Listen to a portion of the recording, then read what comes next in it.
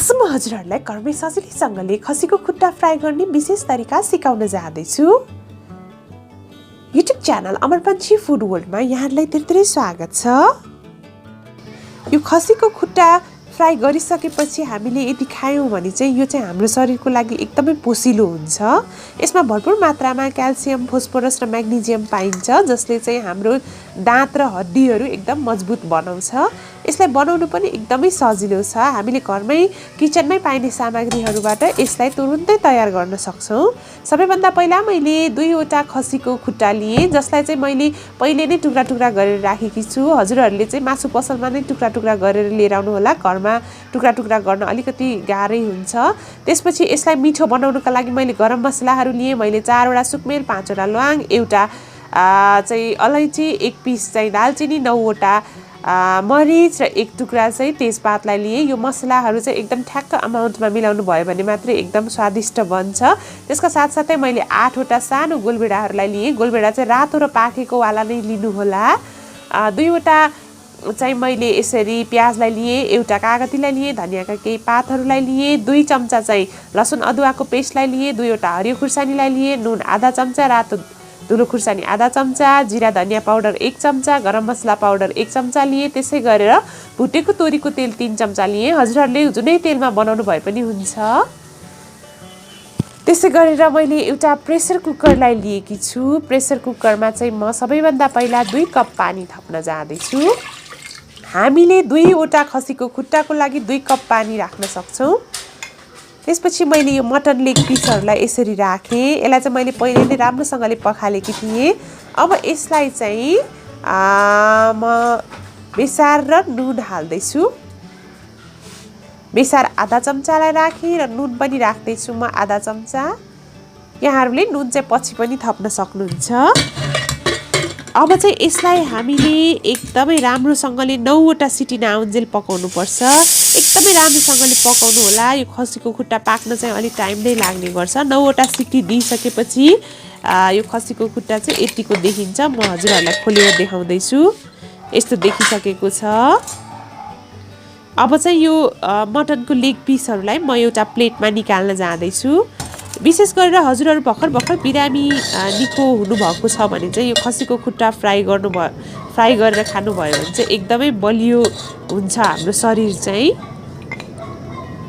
कहीँ कतै हड्डीहरू मर्केको छ, ढाड दुख्ने प्रब्लम छ भने पनि यो खान सक्नुहुन्छ हजुरहरूले। एकदमै स्वास्थ्यलाई राम्रो गर्छ। हजुरहरूले डेली खानुभयो भने चाहिँ वेट लस पनि हुने गर्दछ। यो सुप चाहिँ हजुरहरूले डाइरेक्ट खान सक्नुहुन्छ। अब पनि मैले एउटा प्यानलाई तताएँ, जसमा मैले भुटेको तोरीको तेल 3 चम्चा तताएँ। यो तेलमा पकाएँ भने एकदमै मिठो हुन्छ। बजारमा सजिलै पाउन सक्छौँ हामी। 2वटा हरियो खुर्सानीलाई फुटाएँ र त्यसपछि सबै गरम मसलाहरूलाई चाहिँ मैले 20 सेकेन्ड जति फ्राई गर्दैछु। यो हरेक मसलाहरू, गरम मसलाहरू धेरै राख्दैमा मात्रै मिठो हुने होइन। यसलाई चाहिँ एकदम मात्रा मिलाएर हामीले राख्न सक्नुपर्छ। हल्का यो 20 सेकेन्ड फ्राई गरिसकेपछि अब म प्याज थप्न जाँदैछु। प्याजलाई चाहिँ हामीले गोल्डन ब्राउन नहुन्जेल नै फ्राई गर्नुपर्ने हुन्छ। विशेष गरेर यो हड्डीभित्रको जुन पदार्थ छ त्यसले चाहिँ हाम्रो शरीरमा चाहिँ एकदमै सकारात्मक ऊर्जा पनि थप्ने गर्दछ। त यतिको भइसकेपछि चाहिँ हल्का कुरकुरे बनाउनुको लागि मैले नुन थपेँ आधा चम्चा। नुन यहाँहरूले 1 चम्चासम्म राख्न सक्नुहुन्छ आफ्नो स्वाद अनुसार। प्याज हल्का गोल्डन ब्राउन भइसकेपछि मैले गोलभेडालाई राखेँ। गोलभेडा चाहिँ सारोवाला चाहिँ राख्नै हुँदैन, कति पनि मिठो हुँदैन। गोलभेडा हल्का ग्रेभी भइसकेपछि मैले जिन्जर गार्लिक पेस्टलाई राखेँ। यो लसुन अदुवाको पेस्ट चाहिँ हल्का हामीले फ्राई गर्नुपर्ने हुन्छ। त्यसपछि रातो धुलो खुर्सानीलाई राखेँ आधा चम्चा जति, जिरा धनियाँ पाउडर 1 चम्चालाई राखेँ। हजुरहरूले यही स्टेजमा गरम मसला पनि राख्न सक्नुहुन्छ। त्यसपछि मैले यो मटन लेग पिसलाई राख्न जाँदैछु। अब पनि ग्यासको आँच एकदमै सानो गर्नुहोला। एकदमै लो फ्लेममा हामीले यसलाई लगातार 3 मिनटसम्म पकाउँछौँ। एकदम हाई फ्लेम गऱ्यौँ भने चाहिँ यो कति पनि मिठो हुँदैन। हामीले यसलाई एकदमै खारिएर पकाउनुपर्छ, अनि मात्रै यो मिठो हुन्छ। हल्का हल्का धनियाँ राखेर पनि पकाउन सक्नुहुन्छ हजुरहरूले। लास्टमा चाहिँ हामीले धनियाँ राख्छौँ नै। कागती चाहिँ हामी एकदमै लास्टमा पाकिसकेपछि मात्रै राख्छौँ।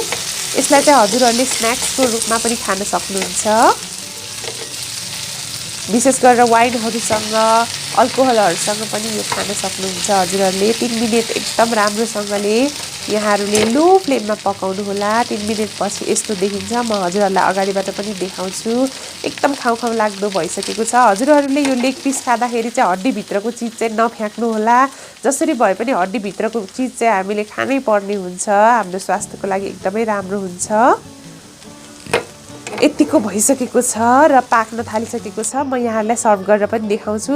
मैले एउटा प्लेटमा राखिसकेपछि चाहिँ आधा जति कागती यसरी निचोरेर राखेँ। यो चाहिँ अप्सनल हो, हजुरहरूलाई मनपर्छ भन्ने मात्र राख्न सक्नुहुन्छ। लास्टमा धनियाँलाई पनि राख्न सक्नुहुन्छ हजुरहरूले।